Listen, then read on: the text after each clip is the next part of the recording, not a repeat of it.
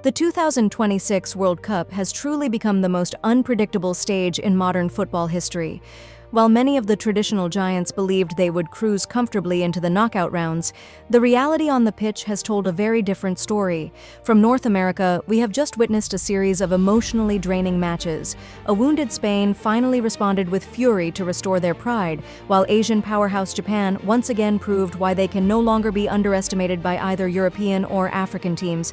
However, it is not only the goal-filled spectacles that have become the main topic of conversation, from local cafes to international television studios. Elsewhere, we saw mental resilience pushed to its limits as Belgium were forced to play with 10 men from the first half in a drama-filled encounter against Iran. And most astonishing of all, a fairy tale is being written by a small island nation from Africa, Cape Verde, who have left the football world stunned after defeating two global giants in consecutive matches. What were the tactical details behind these major games? And what does the increasingly complicated race for qualification now look like? Let's break it all down in full detail. We begin with the resurgence of La Roja, the Spain national team. After facing heavy criticism for what many considered an underwhelming performance in their previous match, Luis de la Fuente's squad finally exploded into life in their second game. Facing Saudi Arabia, Spain played with relentless intensity from the very first whistle. They gave the Green Falcons absolutely no space to develop their game. Spain's aggressive counter-pressing tactics immediately unsettled Saudi Arabia's midfield, forcing repeated mistakes in dangerous areas. The goal fest began through a brilliant move down the flank. Spain broke the deadlock and immediately dealt a major blow to Saudi Arabia's confidence. Saudi Arabia attempted to defend with a deep defensive line, but they were overwhelmed by the creativity of Spain's midfield, orchestrated by Pedri. Spain eventually finished the match with a dominant 4-0 victory.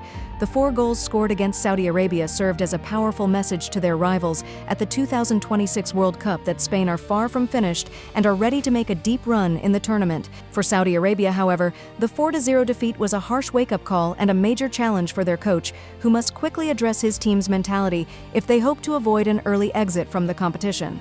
If Spain ran riot with a 4-0 victory, an identical scoreline was produced in another match between Tunisia and Japan.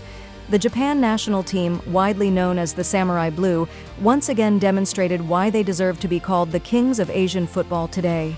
Facing a Tunisia side renowned for its physical defense and the discipline typically associated with North African teams, Japan completely dictated the game through a modern style of football built on speed, positional discipline, and devastating positive transitions. From the opening minutes, the rapid defensive-to-attacking transitions displayed by Hajime Moriyasu's men left Tunisia's backline in disarray. Quick 1- and 2-touch passing combinations in the final third became Japan's primary weapon. The result was remarkable, as Tunisia were forced to surrender in a comprehensive 4-0 defeat.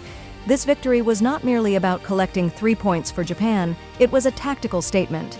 They showcased exceptional efficiency in front of goal, with nearly every clear opportunity being converted into a score. For Tunisia, the 4-goal defeat exposed fundamental weaknesses in dealing with players capable of explosive acceleration. For Japan, meanwhile, the result further cemented their status as one of the most feared teams in the World Cup group stage.